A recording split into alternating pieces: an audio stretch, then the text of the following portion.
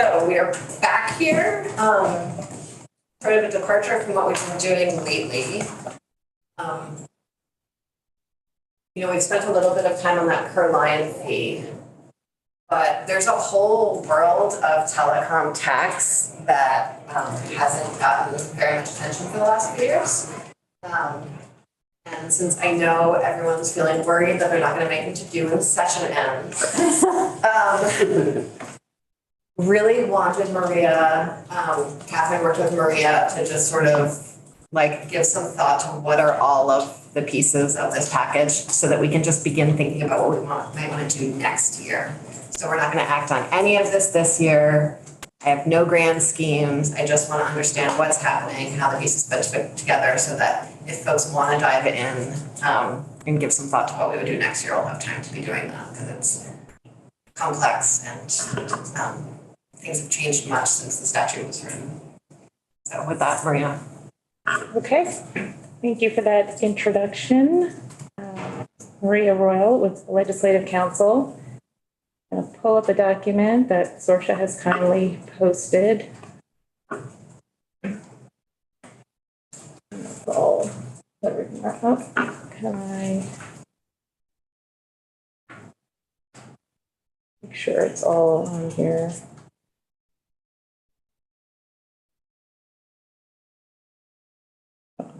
Right, too small. Can you read that? Is that the font size? A little bit bigger?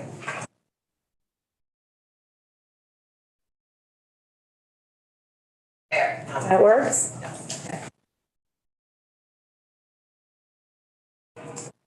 Okay, so in some ways, the hardest part of doing this was coming up with the subject heading. And that's because the terms themselves have been redefined at both the state and the federal level. And so important part is to just be really clear what providers and what services we're talking about. So this presentation is limited to state and local taxes and fees on telecom providers. In this situation, for purposes of this discussion, that means voice, traditional telephones, voice service, which can also be voice. So newer iterations of what we think of as voice service, as well as broadband providers, internet service providers, and services. Meant to distinguish from cable TV, audio, any other video programming or radio, audio programming, all communications providers and services. So we'll go through, the first tax we're going to talk about is the telephone personal property tax.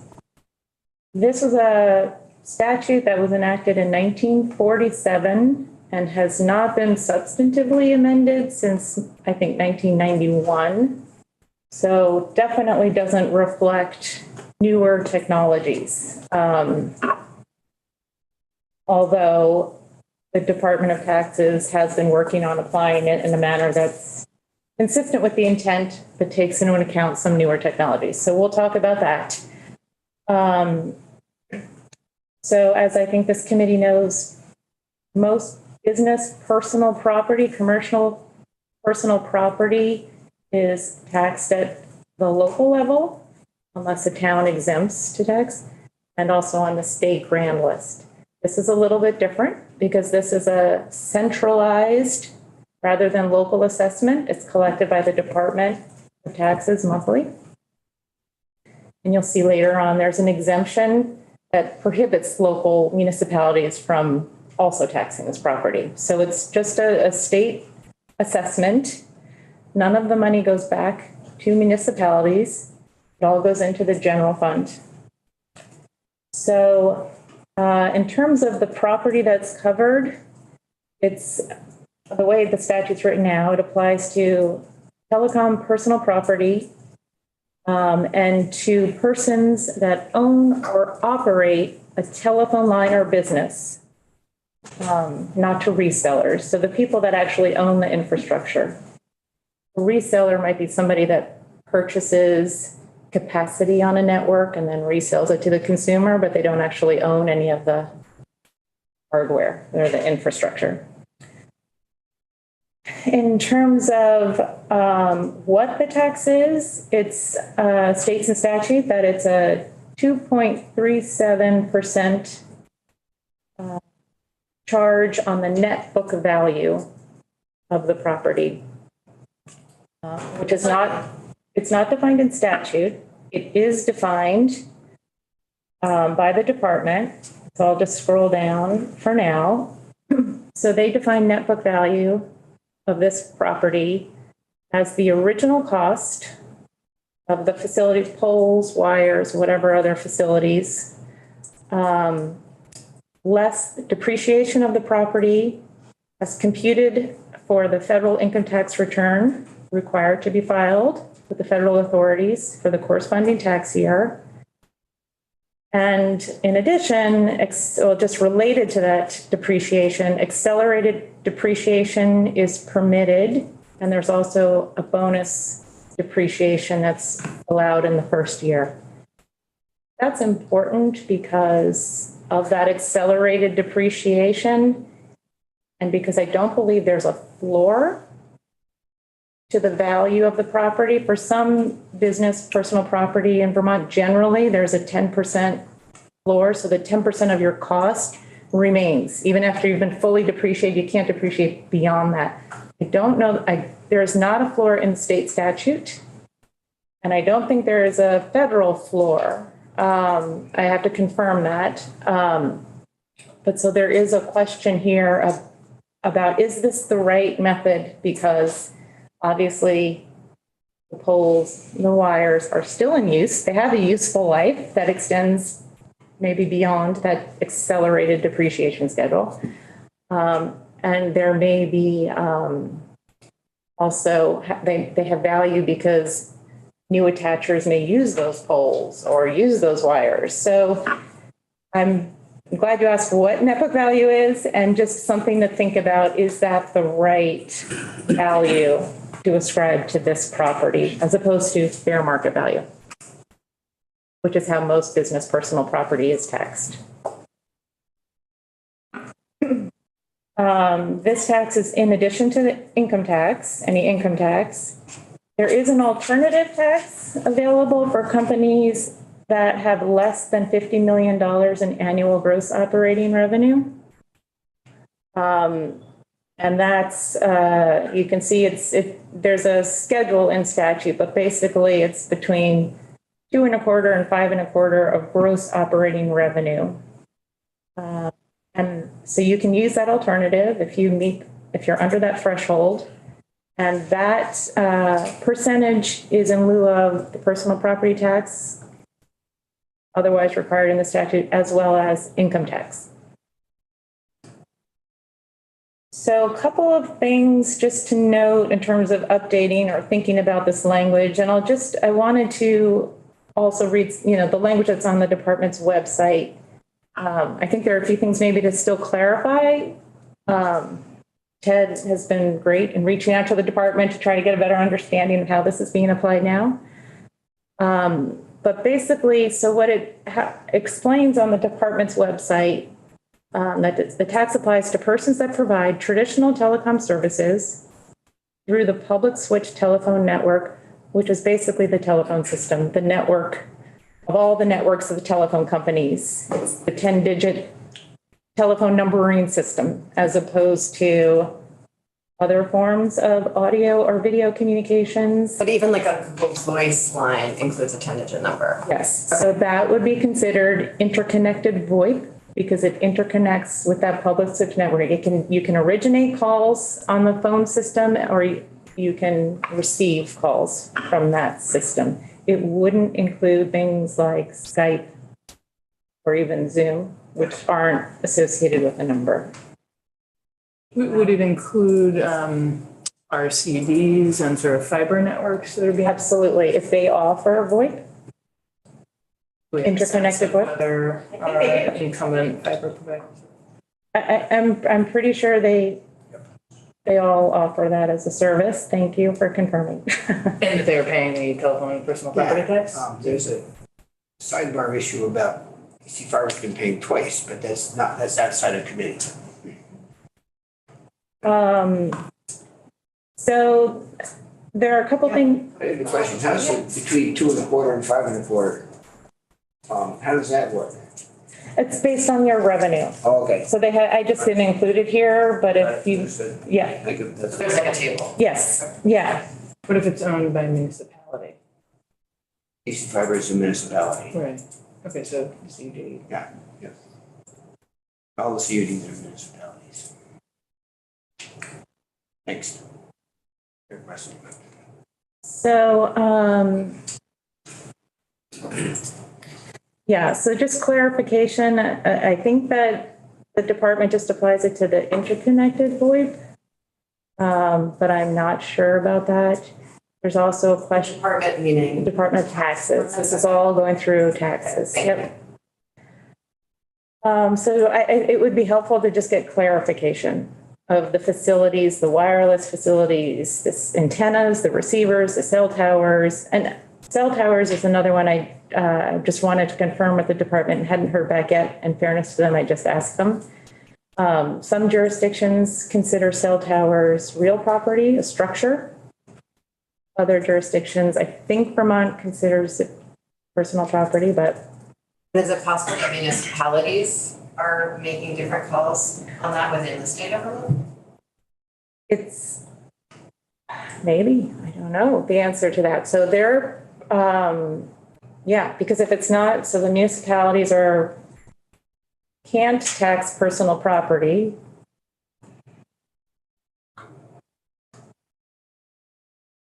But if it's considered real property, then it might be on the grand list. If it's considered personal property by Department of Tax, then the municipalities wouldn't be able to tax it twice. So I think there's just some further clarification of what's actually happening with respect to that property.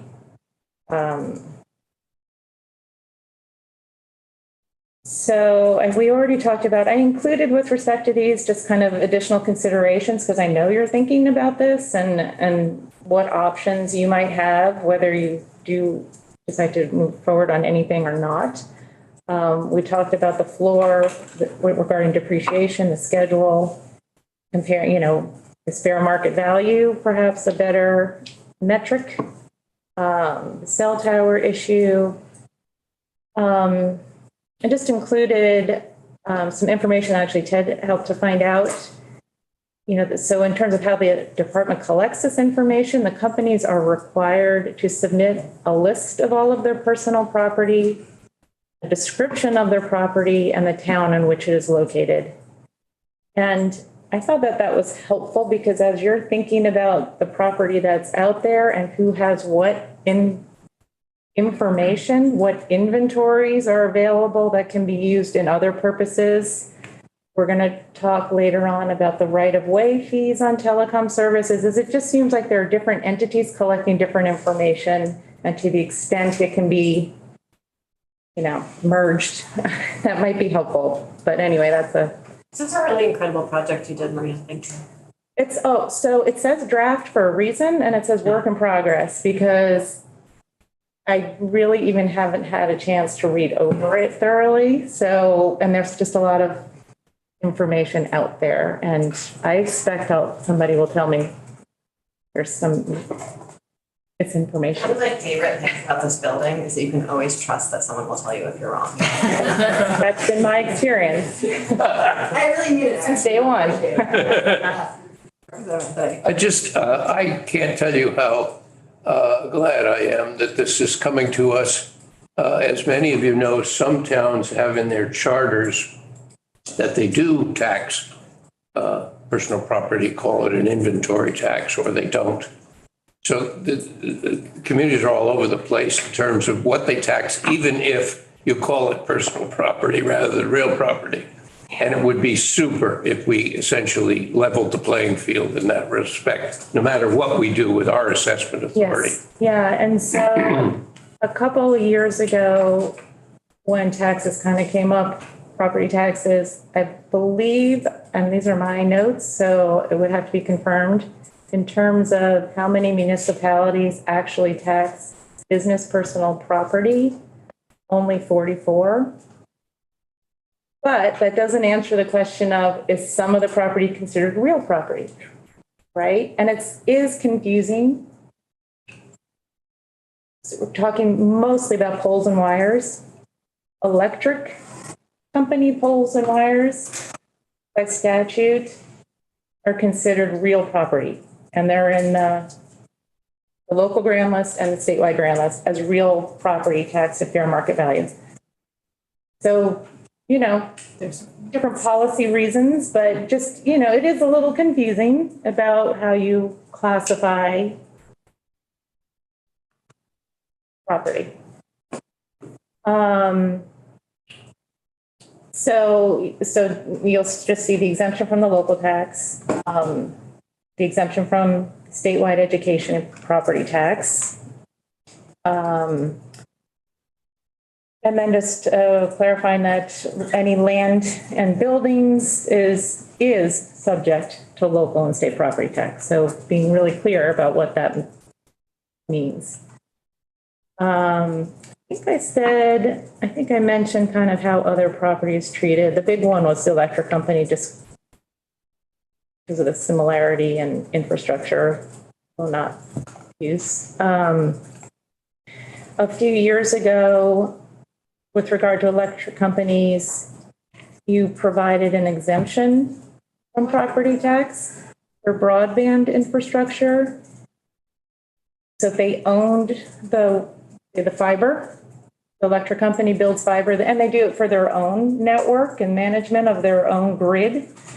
But if they lease capacity to a CUD or to an internet service provider that's working with the CUD, that provides high-speed broadband, then they can be exempt from property taxes that would otherwise apply. So there's that exemption for that broadband infrastructure owned by an electric company. So, so as I mentioned, other broadband infrastructure, so owned by a private ISP, municipal infrastructure would be exempt with one qualification, which I'll talk about in a minute. So broadband infrastructure that's owned by, say, a private company is taxable at the local level unless the town votes not to tax, and that's the majority of towns, and would be taxable on the statewide grand list. Having said that, I think that's something that needs to be really clear, because with the advances in technology and VoIP, which is carried over a broadband line and maybe being taxable as personal property under the statewide tax, just making sure that it's where, if it is personal property, assuming we can all agree on that, and that's another discussion, what tax is it subject to? So that's kind of out there as like a gray area. That might be something to be clarified.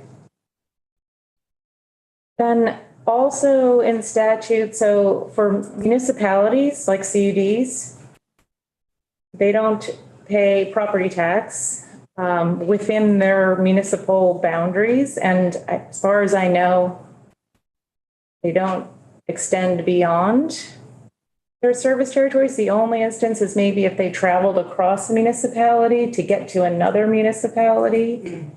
Technically, that infrastructure would be taxable by the town it crosses over.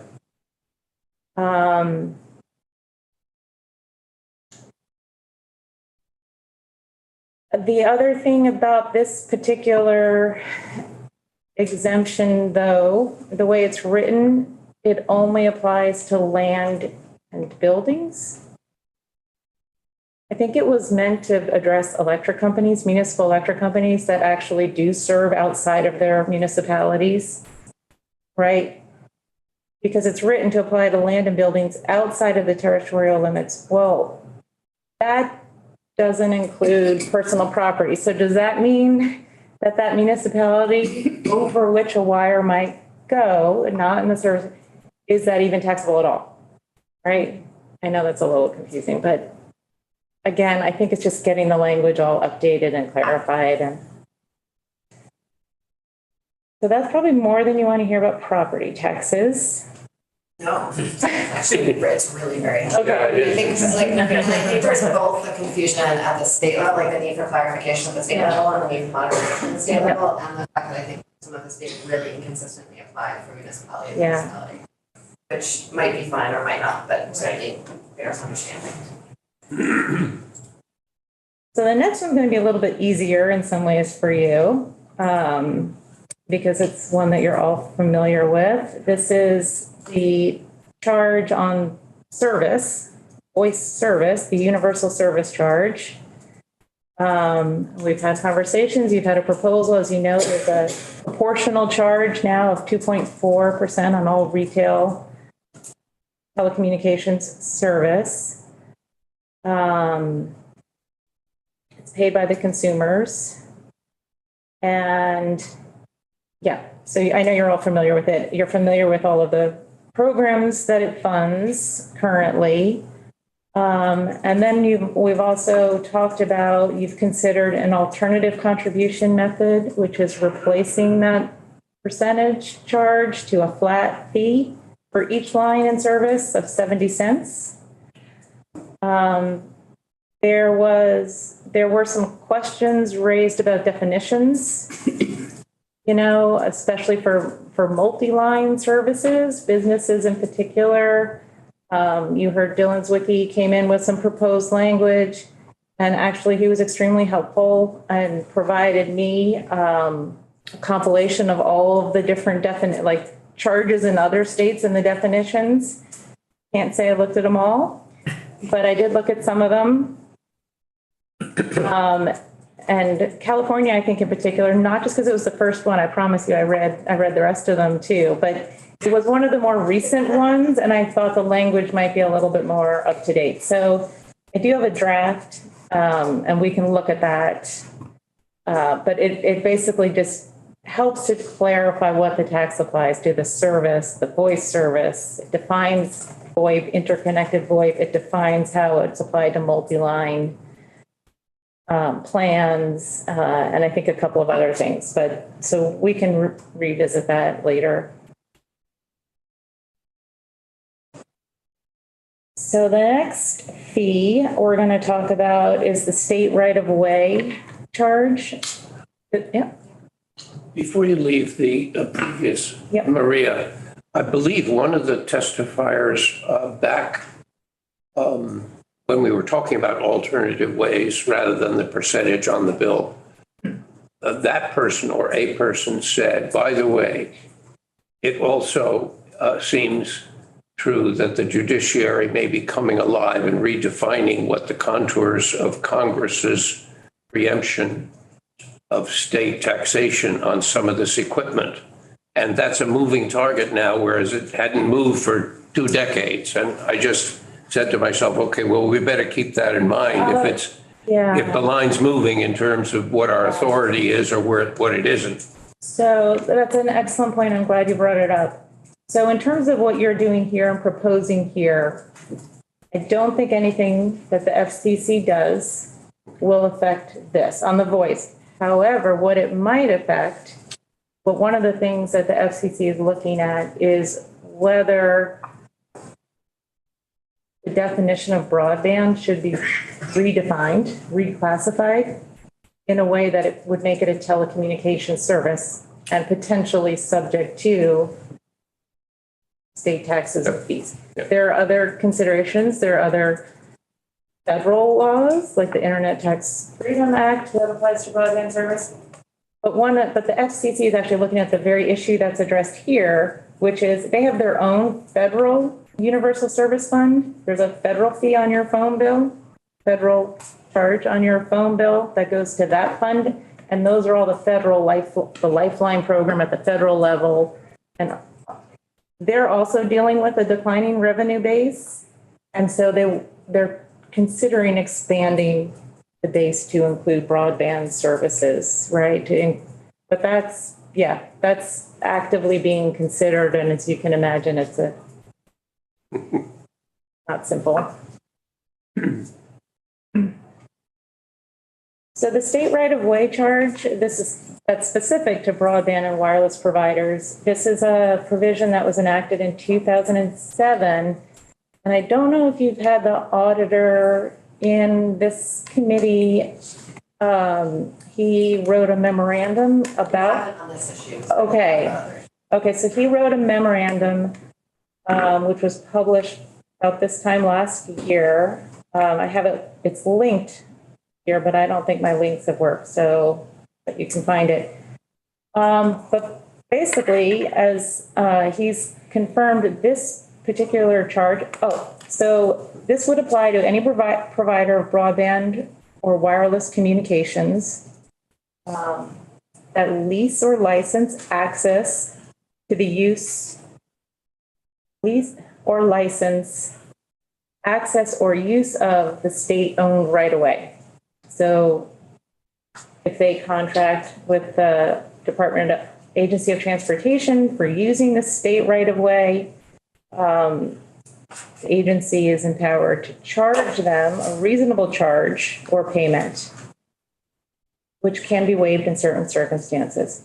So according to the auditor's memorandum, that fee has never been collected or charged. So that's an issue that's out there for your consideration. And the memo talks about there were some attempts to come up with fees, but they were never finalized.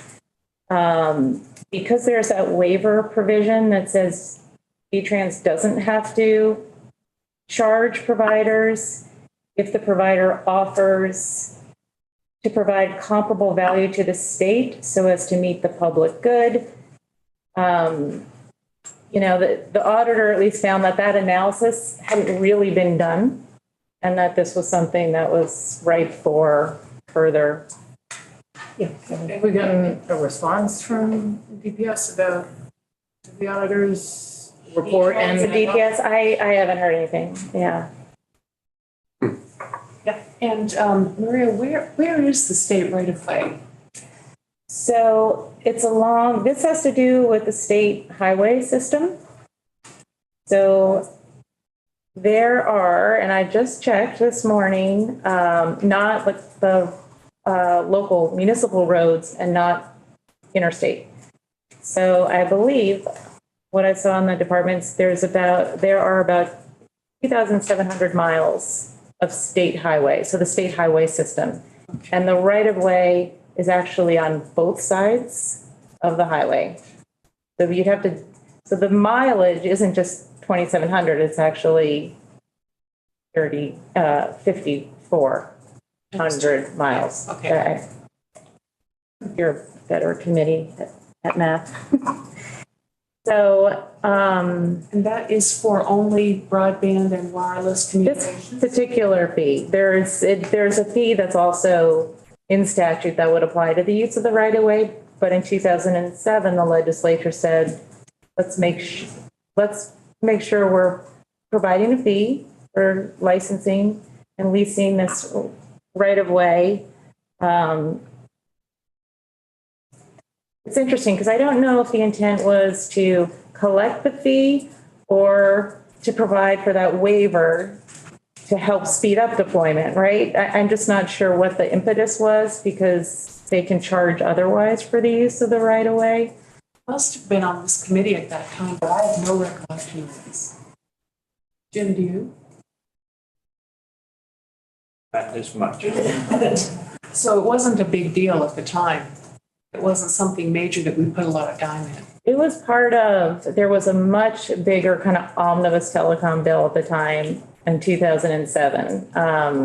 And this was one piece of it, but there was a lot that was in there. Just went over my head. I have no recollection of it. Yeah. Do you have something? We're good. Okay. Just, Oh, sorry. Go ahead, Peter, I'll go next. No. again, quick math, the allowance for 5 years and a once extension, that's all done by 2017. So now the statute does not allow for non-collection according, on its own terms. Well, I guess I think the 5-year period might start when you entered into the agreement. Okay. I think that's that. So I might not have reflected that in this whole summary, but I believe you can apply for a waiver, you get a waiver for 5 years. Anytime. Right. Then it was never collected in the first But it was place. never collected, so. Okay. I was also just curious, are there other states that have a right-of-way charge like this? There are definitely other charges on the right of way. I don't know how comparable it is to this language, but yeah. Yep. Yeah, back up a bit. The telephone and VoIP tax is actually collected, I think, by DPS or public PUC. I was hitting my head down here, I was trying to find an email from Commissioner Bolio yesterday because I was asking him about something and I couldn't find it, but I need to plug them again, but I'll find it and provide it. Oh, really? Yeah, The telecom personal property tax? the telephone, operating a telephone service tax, we talked about it at the beginning of Yeah, the telecom personal property tax. is collected either by DPS or PUC or in conjunction with one or the other or something like that. It does go to the general fund, the way you said it, Yeah, but it's collected, it's sort of, I guess, administered by public service. huh. Yeah, PSA something, they have a gross receipts tax that's on telecom service. Maybe the Ted reason I've might have some. become aware of this is because EC Fiber's been paying it twice and we're trying, I think that's a gross receipts tax. okay. But that's collected, you know, That is collected by the department and the PUC. but like you said here. Yep. On any given day, you'd be corrected on something, you know. And I did include that on here, just so you keep them all, Yeah. try to keep them separate. Okay. Yes. Right, Okay. thank you. Ted, jump in at any point if I go astray on anything you notice. Turn me back around, where you, on your first slide, I guess, you had the DSA something rather than I can go look it up. I don't mean to interrupt you, Maria. No, that's fine. Okay, so just back to the right of way. I included, in terms of the considerations, just trying to get a better sense on the mileage. The other thing to think about, so this revenue is required to go to the transportation fund. That's by state statute, but also for federal aid highways. There are federal requirements. Firstly, that the right-of-way must be leased at fair market value, but any revenue on federal aid highways must be used for highway projects. That, I just wanted to make sure we paused on that, to the extent that you're looking at, charging a fair and reasonable fee, but using revenue for things beyond transportation. There are some restrictions on certain highways, if they're federal aid highways, so funded with federal dollars, which is a significant amount in Vermont, as I understand it, from Anthea. The only other thing that, might be relevant is if that revenue going to the T fund might offset other state dollars that otherwise would have gone in and free up general fund dollars. So And then I I want to just, just sort of like reiterate for the committee, I'm not interested in this as like some magical source of revenue. It's like an area of statute that was designed before we had CUDs and like there keeps on being confusion flags, so, yeah. I guess my question is, was the decision to forego the revenue made by, how was that made? Forgo what, To forego the revenue from the right of way? I don't know, we don't even know if it was ever a decision or an accident. at some point, I've heard that they weren't aware of it initially, and then, I don't know, they tried. So we can have them in touch. Yeah, I think it would be better to hear directly from transportation about what they've done, or even the Department of Public Service, because they've been involved in what's the value the state's getting, the comparable. So I just included in terms of the Federal Communications Act has language basically confirming that the state can charge for the use of the right of way. And then there are just some conditions, like the charge cannot materially inhibit the ability of a company to enter the market in Vermont. A charge has to be fair and reasonable compensation. It must be on a competitively neutral, non-discriminatory basis. So I think all things that you would probably consider. I just wanted to make sure that was clear. And then also, just because it's another kind of fee related to the use of the right of way. So providers or entities that use the right of way, both state and town, need to get a permit. And there are statutes related to that process. There are application and recording fees that need to be paid. There may be a transportation impact fee. If that's deemed necessary to cover any costs related to mitigating the impacts on the transportation system. You know, the only thing that I wanted to note here is that if the attaching of a facility or the stringing of a wire or overlashing where you put a fiber wire on maybe a copper wire, if that's within an existing allowable use, there might not be any charge. So just things to think about who's. So then the next category of fees relate to the fees that are charged by the state for any facilities on state land, state buildings, and structures. So this is something at least for wireless telecommunications, that's managed by the Secretary of Administration. So this would include property that's owned or managed by BGS, VTrans, Department of Public Safety, and the Agency of Natural Resources, which oversees most forest parks, other state land. As part of these fees, there is a statute that's specific to the fees that are charged for use, the placement of communications facilities on mountaintops. And there are actually specific mountains referenced in that statute. And then there are also fees, again, related to additional mountaintop fees, other fees for uses of all other state lands. So this would include, this is broader than just cellular or broadband facilities. It would include public safety radio communications, as well as radio and TV transmission. So all communications that use state land would be included in these fees. And I think the amount in fees that's collected annually is about $100,000. But I just need to confirm that.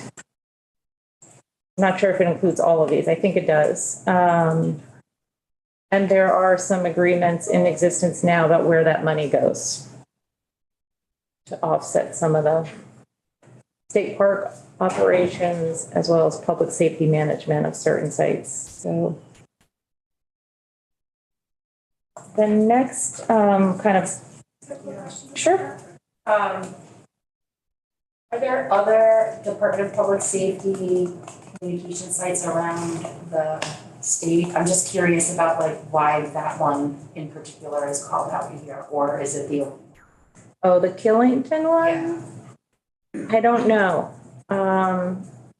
Yeah, so for why Killington has a special agreement, I'm not sure. And I'm actually not sure if that's in statute or if that was just in the information that was submitted about, the annual reporting of the revenue that's collected. But they definitely, public safety has a lot of facilities around the state for their land mobile radio communications in particular. Also a lot of state and mountain top land. Yeah. So Scotty, Burke. Yes, and those are, they're included, and there's several that are mentioned in statute, and I don't know why they're called out. I'm sure there's a good reason, but I think it extends broader than that, right? Because the authority is for all state land. I think that's the key. Killington Peak is not state land, and so it's by agreement. Okay. That's excellent. I didn't even think about that. Thank And there are you. probably others. That's why they're by agreement. Yes. Okay. Very good. So the other, just to be aware of, and this is not revenue to the state, but I thought it was helpful to just kind of include here because it's something that comes up, and also to distinguish it from a proposal that is on the table or has been discussed. So this is the rent that a pole owner, utility pole owner, charges to attaching entities. So any communications provider that wants to put an antenna or string fiber on their utility poles, they charge an annual rent. The formula is defined in Public Utility Commission rule, and that's included here. And the only real reason I wanted to include it here is because included in that charge, the carrying cost ratio, it includes taxes, federal, state, local income taxes, property taxes, gross receipt taxes, and franchise taxes. I thought it was important to just be aware of that. Who's paying what taxes already to the extent you're looking at potential other taxes or fees. So this is more situational awareness than anything else. So then other regulatory fees, that second bullet, that's the gross receipts tax. So the Department of Public Service and the PUC is funded, kind of self-funded in the sense that it's funded by fees on the entities it regulates. So it's not just telecom, but the voice providers do pay. And I think that was part of the confusion, Representative Maslin. That fee is only on voice service, not broadband. Right. Technically, the department doesn't regulate, or the PUC doesn't regulate, have jurisdiction over broadband as a utility. There are other fees that you've heard about, I'm sure, regarding the siting of telecom facilities, whether they go through Act 250 or Section 248A, which is through the PUC. Maybe others, but these are kind of the big ones that come up. And then in terms of sales tax treatment of telecom services or property, so obviously on retail sales, it does apply, as you know, to tangible personal property. So this would include purchases of infrastructure, and it does apply to telecom service. Mostly, I wanted to note the exceptions of what's not included telecom service for purposes of the sales tax. Any installation or maintenance of wiring or equipment on a customer's premises is not subject to sales tax. Tangible personal property, but that's because it's taxed separately and not as a service. Are there places where the edge between tangible personal property and telecommunications as a service might be fuzzy? Don't know, probably, given how this has been going. Yeah, I'm not sure. There's a definition of tangible personal property. I think I included it here. Actually, it might help to look at it. I think I included it. Okay, so down in the footnotes, footnote 11, the tangible personal property means, our business personal property means tangible personal property of a depreciable, I guess this is more definition of business personal property, but I think it kind of is consistent. Property of a depreciable nature, used or held for use in any trade business, conducted for profit. So that's actually more specific to business, not general tangible personal property, which can be personal, not business. The sales tax doesn't apply to broadband. That's because there's a federal preemption. The Internet Tax Freedom Act prohibits the taxing of broadband service. Also doesn't apply to audio and video programming services. Let me clarify. Audio and video programming does not constitute telecom service for purposes of the sales tax. It might be taxed separately, sales tax. I just don't know. But There's all kinds of questions about that. Are other states taxing audio and video programming services? Do we know? so we might be taxing, like that would this be like cable television? So we might apply the sales tax to cable television. I don't know. I just know it's not part of, and you might know. I haven't looked. I can look. Like my Netflix subscription. Oh, streaming services, like, I don't know. That's the partly the conversation about the cloud tax, and then some other things are. Yeah. For sales, so that's a conversation. I mean, so Cloud is not. yeah, so I do know that other states do tax, like Netflix and, yeah, so. Then there's just some exemptions, mostly having to do with wholesale transactions between providers or sales of service to affiliates. But I just wanted to be comprehensive. So in terms of some proposals, or one proposal that's come up a few times in this building, one of them is basically an excise tax, charging a fee per pole attachment. So any attachment to a utility pole would be subject to a fee. This was in that report, right? This is one of the proposals. Peter Blum did a report on trying to review sources of funding for PEG access in particular, which has a declining revenue source given some of the changes about how the franchise fee and the funding of PEG through the cable companies. So yes, he did a report, and this is one of the ones, was to have a fee, maybe a $10 fee for each attachment. And folks who were on the committee last year, he came in and gave us. And maybe spoke about this. I'm sure it's. Yeah. So some of the, considerations related to this is just having that pole inventory, an attachment inventory, and verifying that information. And that gets into the whole, that's why I mentioned earlier about what departments have what information. So clearly the Department of Public Service maps all of the miles of fiber in the state. Electric companies know some of them, it varies tremendously, have pole inventories.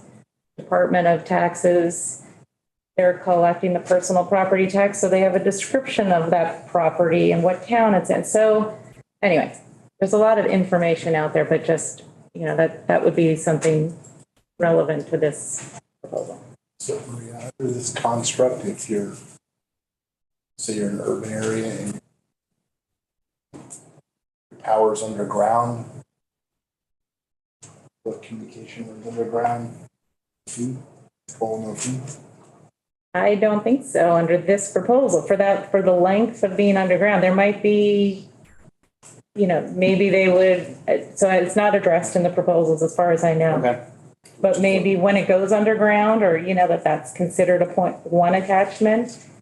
But you're actually raising something that, you know, I think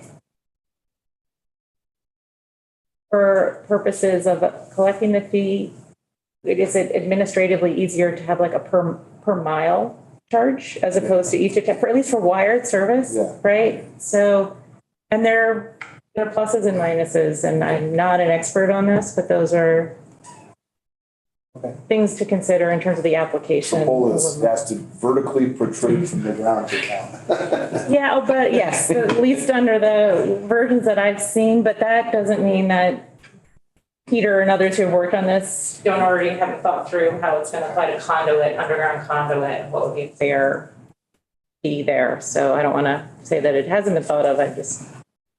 There are definitely holes in my neighborhood that are. Yeah, there's some tilted ones out there. We could talk about, you know, how those have appreciated or not. We're gonna need to shift gears in a couple minutes, but I think this is your last. I think this is it, actually. And so these, what I included here, these are just kind of general tax and fee policy considerations. Most of them you're familiar with. Some of them are a little bit more specific to communications frameworks, but probably are carryover to other industries as well. So, you know, looking at the administrative collection and enforcement costs on the state, on providers, the impact on consumers, the impact on the market. Are the fees creating a barrier to market entry, which is prohibited? Does the public benefit outweigh the cost? If you're collecting a fee for a benefit or privilege conferred, like the use of the right of way, is it fair and reasonable compensation? The nexus between the taxpayer and what the use is of the revenue. Is it competitively neutral, non-discriminatory? Are you going to use a flat fee or an ad valorem percentage? I don't know if I'm even pronouncing that right. Am I? It's how everyone else has ever pronounced it. Okay, it just occurred to me right now that I might not be pronouncing that. Always tell you you're right. And then whether there should be exemptions for municipal or publicly funded projects. So general considerations. That's all I have. And I'm guessing you don't want to look at the definitions for the Vermont Universal Service Fund. Multi-line. Not right now. Okay. And we're also unfortunately not gonna get to Ted, who I imagine came prepared to participate in this conversation. No, I was just here. Right, good, because we don't have time to talk to you. But we're gonna pick this back up if we like have some random hour next week that we're all just, you know, like chip candy or anyone who got really excited and like one of the summer projects. Rolled into your oyster.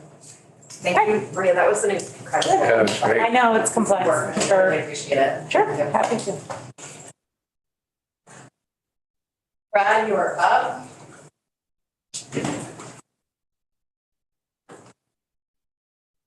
I'm interested in geeking out on that stuff. If anyone else is interested, let me know. We can noodle on it this summer. I'm running off, Bill is chairing, so sorry. Sure.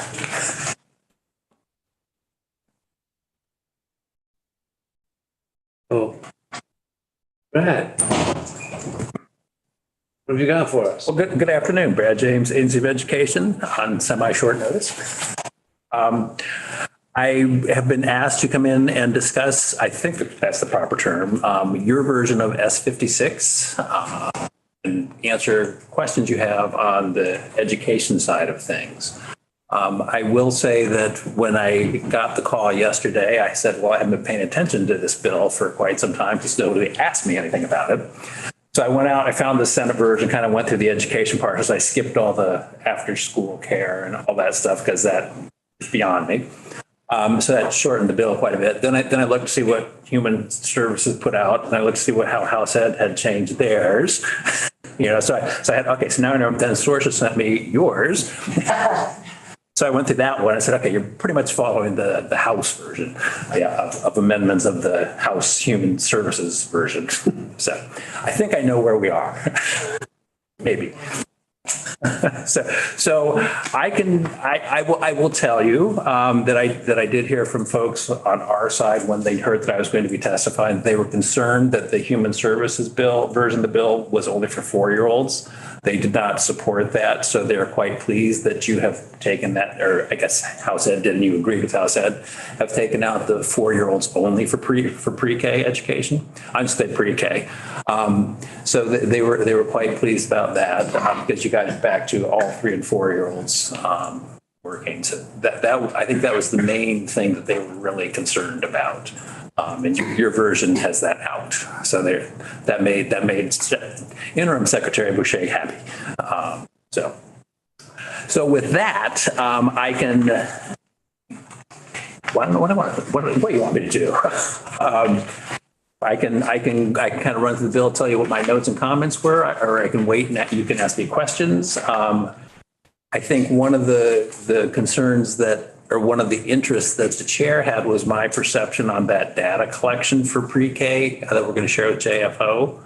I went through that quickly yesterday. I went through it more slowly this morning because you guys gave me some time. And it looks realistic. I mean, it's not going to be easy. It's basically data that we need to collect from the school districts. So we'll be asking the school districts a number of questions if this is what we're going to do. I've already done the long-term weighting for FY23 and FY24 under current law and Act 127. I rolled that out to business managers probably 3 weeks ago, something like that, at their annual meeting. I talked to somebody else. I talked to a special education group about it also. So those numbers are out there. Back in November, I'd given out what the FY23 counts that went into FY23 equalized pupils would be under the new weighting system. And that's what I just did with FY24. So I have those data too. And if you ever want to see them, let me know. I will make your eyes spin a little bit. Actually, it's not too bad at all. So I think my comments on section 2C, which is the data collection and sharing of all that pre-K data, is that my initial reaction when I read it was that August 1st date is a little bit aggressive. It's not that the data's not out there, it's a matter of collecting and putting it together. And so my suggestion would be September 1, but the chair mentioned to me when we were talking over there that she knew that, and that's why they put in August 1st. We're going to be a month late anyway, just knowing us. So I'm good with that, if you guys are good with that. But I do think that it's a little bit aggressive for an August 1 day, because there's a lot of information we're going to have to pull out and put together. It's not that it's hard information to get once I get the business manager's attention. We're talking about over the summer, so there will be that as a bit of an issue. But I think otherwise it's all fairly realistic and not really awful, since I've had some of those requests before. So with that, I will happily answer any questions you have on weighting or whatever. Catherine. Sorry. Thanks, Brad. A couple questions about weighting. Do you have a sense of, in general, where schools are at around pre-K and the sort of how many hours people are offering and the kind of full weight, even though there's a variety of different hours of delivery, and how that all plays out with budgets? And the answer is sort of. I think it was Is Julie in here? Was it for these guys they did the pre-K, or was it house ed? It was for these guys. Okay.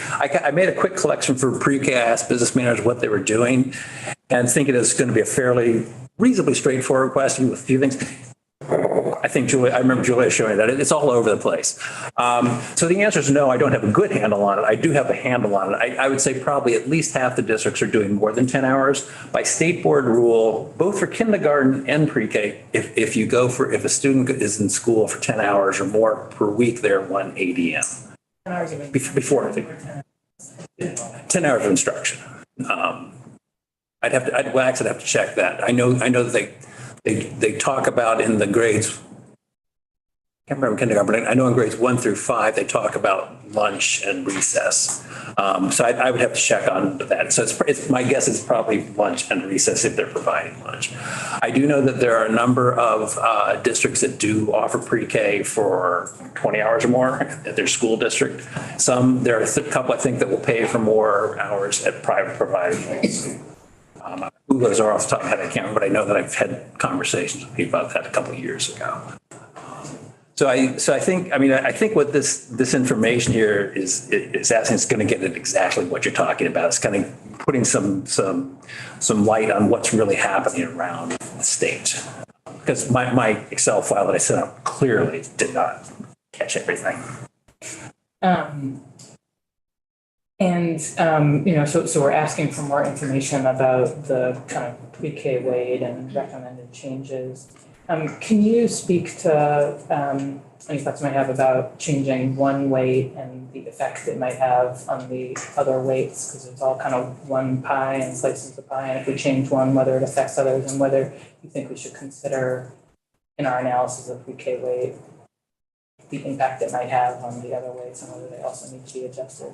That's a good question. And that goes back to one of the things that the researchers who came out with, all that that they had columns of numbers that went with each other, but they excluded pre-K. They did not touch pre-K at all.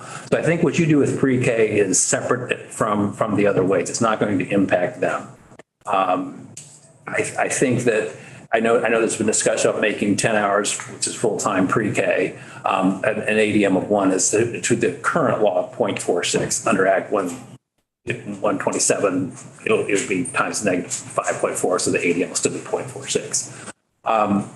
So I think that's the key discussion, and the question is the cost. One of the reasons, because I've been here long enough, that pre-K has a deflating factor for all practical purposes for ADM is because it was presumed not to cost as much as everybody else, and I'm not sure that's true. I don't know anybody. Yes. Well, I don't believe anybody. I don't remember ever seeing any study on that or anything like that. It was a funny formula where I don't remember exactly how it worked, where they were looking at what was happening, and that 0.46 was not set in statute until probably 2002 or 3. Before that, it kind of floated a little bit. But it was always around 0.46, that made it 0.46. And it just sat there ever since. Right there, wrong. Yeah. Yeah. One last one. Go ahead. Question. Can you talk a little bit about your understanding of like how money flows to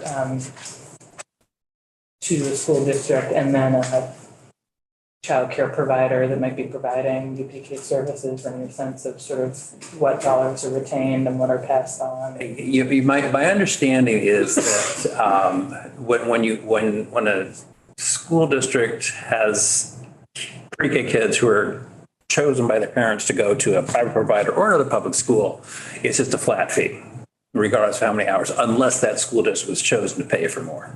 And again, a few have, not most. So it's really just a flat fee. Nobody's keeping anything because we don't fund based on student count. We fund based on what people's budget is. It kind of looks like we fund on student count, but we don't.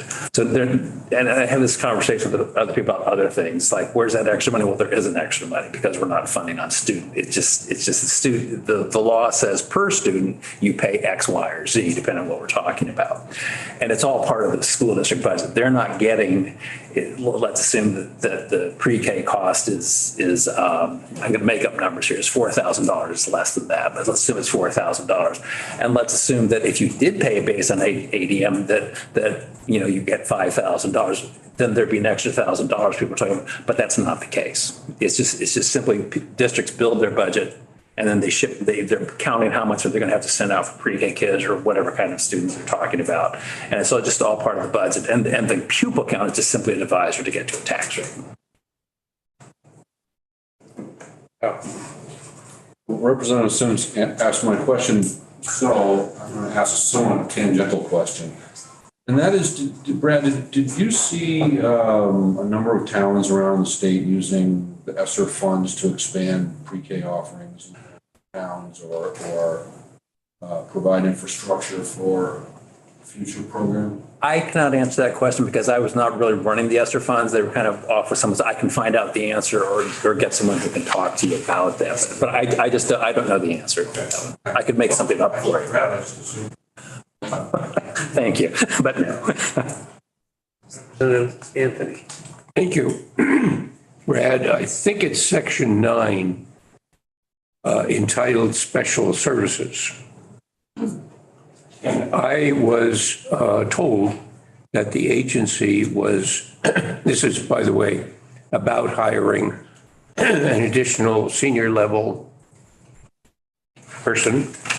And the charge in the statute was, if you will, to combine a leadership role on early childhood education and special education. Mm-hmm. And I said to several witnesses along the way, but never got a chance to ask the Agency of Education, why link those when this is a new, novel, in some sense, position and commitment to a whole new feature of education in Vermont. Knowing, as I think I do, that special education is particularly labor intensive. It takes a lot of bandwidth, if you will, from any administrator. And I said, why would we have in the statute the duality of those two assignments with a new hire called senior level? And frankly, I got many people who went like this and said, it's somebody else, it's not me.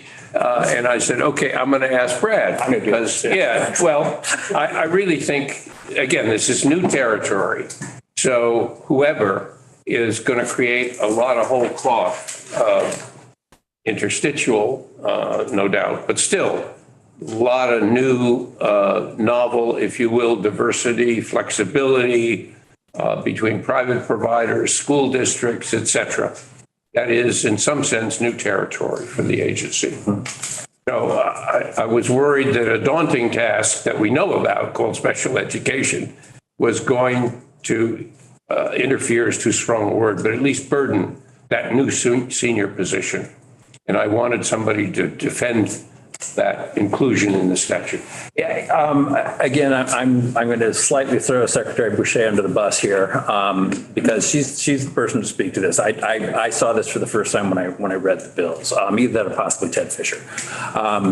But Secretary Boucher was a little bit concerned about this section when we were talking yesterday because it did say a deputy commissioner or no, I understand the change in that language. Right.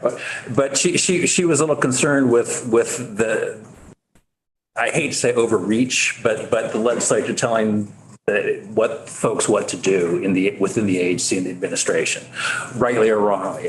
So I'm not qualified to answer that question. I don't know enough about it to even pretend to make up an answer for that one. Okay.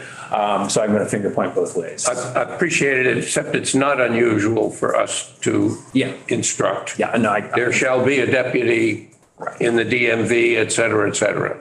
So that's not novel. No, I understand that. I'm repeating what Secretary Boucher said. But I will take that back to her if you want to talk. Got a defense that made me feel better, I'd shut up about it. I'm not sure where that language came from. I don't think it came from us. Okay. But I don't know that for certain. Representative Brannigan. So, Brad, I want to back up to your description of waiting and child cost and that there might not be a child cost. And tell you that it's difficult for me to describe the gnashing of teeth in the building over cost for this thing. Governor's office, Ways and Means, appropriations, they're all having a fit. So we need to have a cost. There's some idea of what it's going to cost the state of Vermont to do this and how much new tax money we're going to need. So, for example, the governor's proposed 56 million. And that, Craig Bolio tells me, is, well, it's what I call cash on hand. Money left over from previous revenue sources that hasn't been spent yet. And I said to him, given our lousy report that we had for April that ended a week ago, is that money still there? And he said, yes. So apparently we still have 56 million. And if we get rid of the child tax credit, which nobody wants to do, so that may not even be a discussion point, you know, the $1,000 we did, or they did last year, and okay, that's worth, I think somebody told me 38 million. So there would be 38 million there, if. So what, would that 90 million be in the ballpark? Because now keep in mind, there's paying, is it CPAC? This money that we give parents to pay for, or give providers to pay for these children under a certain income level. Some of that 90 million would go there, but some of it would be in the public schools and in the private preschool providers. So help me. So, yeah, again, we're on the edges of my understanding and knowledge. But when I say that the money's not for the child, that's it, but it doesn't mean there's not a cost. Do we know what that cost is? Sort of.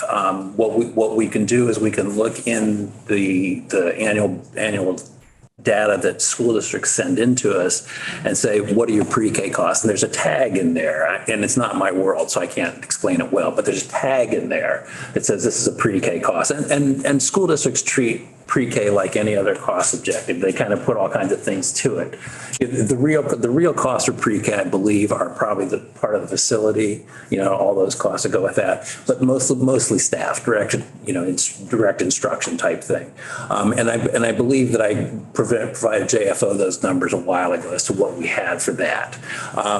But I think what we're talking about here is we don't know how many 3 and 4-year-old kids are out there and how many are going to take advantage of this. With universal pre-K, the numbers went up quite a bit from where they had been before because a lot of people wanted to go with private providers and things like that. So we did see an influx of students come in. Whether that has met a large piece of the demand or if there's still a large demand out there, I don't know. And I don't think we know that as an agency at the moment because I'm not sure anybody's ever gone and looked. But I think to answer your question about what this new cost will be, it will be how many more kids are going to come into the system, 3 and 4-year-olds. It will be how much space do the public programs have to in order to bring these kids in, or do they want to add space to bring these kids in, which will involve new teachers, et cetera. And since there's still private providers in this bill, how many kids are going to be going out to private providers with the new contracting system that's here? But I don't think we have any good answers to those numbers at this point. So, you know what, we've been, or maybe I've been the one, estimating the number at 5,000 per group. So 5,000 4-year-olds, 5,000 3-year-olds. Is that off base? No, I don't think that's terribly off base because when I look at cohorts by grade for the ADM counts, they're somewhere between 5,000 and 6,000 range. They tend to be dropping, but somewhere in that range. And I think right now we're probably, I'm going off the top of my head, which is not a good place to be, but I think we're probably around 75 or 8,000 pre-K kids, all told. And so you maybe another 2,000 based on those numbers as a very, very rough estimate, assuming I'm remembering correctly. Some parents aren't going to want to send them. Exactly. Some aren't. And so, and that's why I'm wondering, I don't think we're at capacity, right? Or That's not the right word. I don't think we've met the full demand yet at this point. Because I do hear that there are waiting lists out there for people to get into pre-K, especially quality pre-K. They're pretty massive waiting lists. Yeah, okay. I imagine that JFO has done those things that you're asking about Representative Brannigan in order to sort of build out the cost of the bill. So maybe we can have Julia. If we ever got it, I don't know where it is, so could you get that? Yeah. And this, the ask here in 2C, the data collection at 2A, 2C, whichever it was, does talk about costs. It does ask us to go out and ask the school districts what they spent, and we can compare that to what we have on our records. Are we in the ballpark of what they're saying? It does say what do you think it would cost to serve all of your kids out there, either public or via the contract with private providers. So yeah, that's part of that would be part of the task for the summer data collection. Unfortunately, it's not right now. That's the problem. Well, and maybe this doesn't have to be decided, I don't know. But I think, well, I would really like to know what we can do for 90 million. Because that's the money I can easily see that we have. And that's something that JFO can sort of show us. I think there's a question about sort of the 90 million that we have now and what it means to have that money, like what we would be giving up from already sort of promised parts of the budget if we spend 90 million on childcare rather than other things that are sort of ongoing costs. Yeah. So where did that 90 million come from versus, what we'd be kind of sort of like. Can I just add one little? Yes, and then I want to sort of recenter us on the legislative. So just if we're adding up numbers, I want to make sure that we're also including what families are also currently paying out of pocket, which my understanding is about $99 million a year also. So right now, a few folks are paying more than they can afford for care too. And maybe part of what we're doing is sort of shifting equitably the distribution of investing in public education for public good. Do you know how much that would be subsidized under our new plan? I believe the data points that I'm looking at right now is what people are paying us. That's not subsidized. But yeah, I don't know what portion of that we get to, but I think our goal is that. And so there's the lowering the cost for parents and more money into the system for that, and then stabilizing the system and growing the number of slots by paying providers more. And so those are the two costs that are accounted for. And so we have estimates from JF on how much it costs to do those two things, and that's what's sort of baked into the bill as the House Human Services. And then there's a question about where the revenue comes from. Is it existing money by cutting other ongoing costs, or is it new money because we know that all of those other things are needed to replace this? And I think we've been looking at a proposal that looks new money. Yes, and then go for it. Just a quick question. Do you know if there's been a recent market rate survey for ECE? 'Cause I couldn't find one since 2019. I don't know. Okay. That is a CDD Okay. activity, not an AOE activity. Okay. But you can ask Julia. Joyce knows that, as does Janet at, there's so many J names. I know, so I never not right now.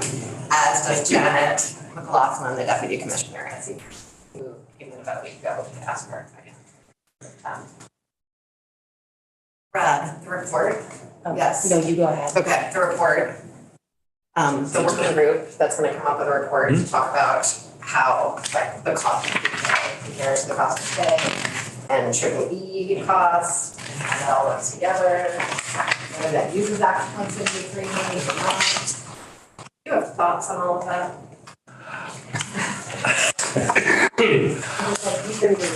Yeah, I mean, I think, it's kind of all centered around cost to a very large degree. And so I think it's certainly a good ask. I think that's where they should be looking at, because the tuition rate that is currently underway is something that we came up when Act 166, thank you, passed in 2000, was implemented in 2016, I think it was. And that came about with work that I was doing at the time, because we had to come up with a number. So I looked at 3 or 4 different ways of looking at it, and all the numbers kind of seemed to coalesce. Then we just kind of started inflating it. It doesn't mean it's the right number by any means, but it means that's what we did. and what the legislature enacted. So I think that realistically that money is probably low. That cost is probably low. I don't differentiate that much between pre-kindergarten classes and kindergarten classes. If they're full day, I mean, I think there's some differentiation clearly, but my guess is the costs are probably roughly the same. So I think looking at that would be good. I don't know how easy it would be for a school district to break out its costs that are specifically kindergarten to compare to pre-K. I'd have to check with folks and ask that question.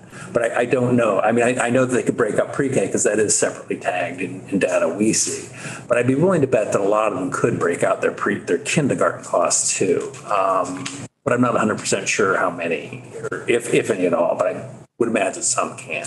And then when you're counting and weighting kids at those ages, and say kindergarten, such as in Milton, doesn't run full day, or a pre-kindergarten does run full day, how do you account for that in the calculation? That goes back to state board rule where they define how many hours per week make a full-time ADM. And for both kindergarten and pre-K, it's 10 hours per week. And they talk about it being 2 hours per day, but they say if it's 10 hours within a week, then it's one ADM.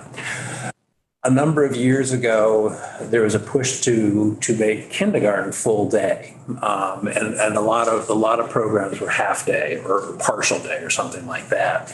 And so even though they were getting a full ADM because they were there for 2 or more hours per day, just doing it simply, that means they were there for that obligatory 10 hours per week to get an ADM. Everybody said, well, shouldn't we get more ADM for that? And the answer was no, because 10 hours makes one ADM. If you're doing 20 hours, you're still one ADM. A person can't be more than one ADM is what it boils down to. So and the conversation about the weight for the pre-K being, forgive me, Julia, less than 1.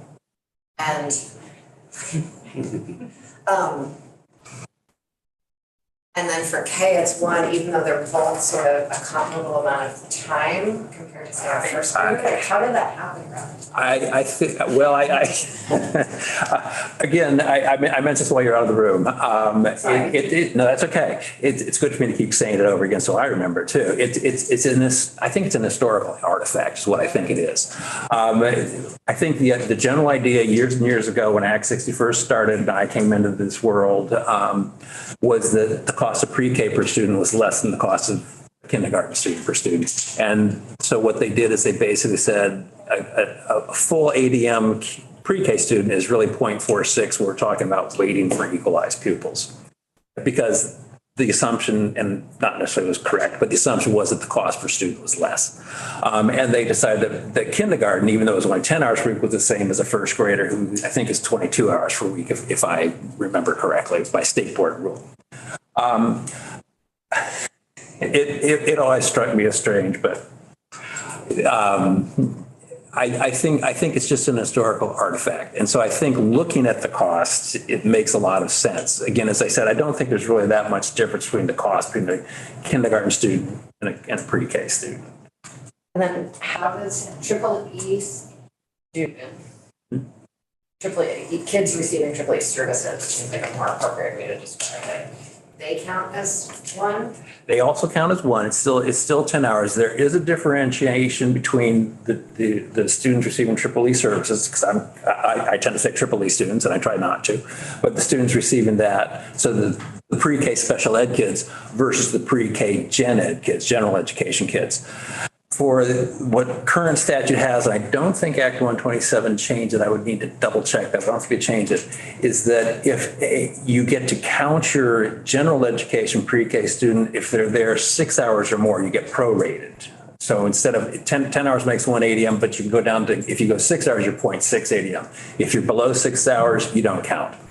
For the special ed pre-K students, those receiving the EEE services, they can go all the way down to 1. They can be prorated, but it's still 10 hours makes 1 ADM, but they are prorated full time, whereas general ed pre-K students are not. So that's the only real difference there is in terms of weighting and counting. And they're not necessarily those kids are receiving sort of specialized services, but they're not necessarily in a classroom at all. Not necessarily. Okay. And then is the money for the services that Triple students receive, is that included in special education funds that go to the district? Yes, there's a triple E grant. Okay. And that, it grows annually by the NEEP index. And that goes to the school districts. Since we don't really know what the count is at the time, we use a proxy. We use an average of the first, second, and third graders to get what the proxy number is for triple E and pre-K kids. And that's what it's based on. So it's separate from the 173 grants? Yes. It's been in statute for quite some time. Yes. I'm gonna ask my classic question. So, Tacoma. My kind of question. when we got the early childhood education systems analysis in 2022, it laid out that the way to fundamentally fix, or one way to fundamentally fix the childcare system is to have somebody at AOE at a high level dedicated to this and have the same or somebody equivalent at AHS so that this actual system and this concern in our society is elevated in both places and so it can get the attention it needs. And so in the bill as it's written, it's going to take on the AOE side, I think the report back on how to create that position, which isn't even going to be a dedicated position as the bill's written, as Rep. Anthony put forth. The report isn't due back to the legislature until the end of 2025, which means that position won't reasonably be filled till 2026. So that's leaving us with a gap in leadership on this thing that we already know is not working because of a gap in leadership until 2026. And so the question I have is like, is there a barrier to pushing that forward quicker? Is there a reason why we've got this long tail on this report? I don't know. My guess is, I understand why some of the things are FY27, so July 1, 2026. Because you're moving that, you have to do, the legislature has to do things. On that part, though, I don't know. I did not notice what that report date was because it was just, that was one of the things I kind of skimmed over. Straight from the fire hose. Well, no, it's not numbers. So I don't know. I'm not sure. I'll ask Secretary Boucher if she has any idea about it. Again, I'm not sure where it came from. It's, when you said that it came from that other study I knew it was out there, but I've never read it. That sounds like where it leads to what Rep. Anthony, that piece of section 4 is coming. I really think postponing that compromises a whole lot of other work that we've been trying to do to have the money follow the increase in capacity, girth, and cost. And I appreciate that, and from, not the person who comment on staffing issues outside of your position. Can't we move it closer to now? I think there are a lot of parents wishing we could solve this. I think that's right. a decade ago, but we also can't rush big changes. Are there other pieces of that report that feel new? You're just like, we're doing a great job.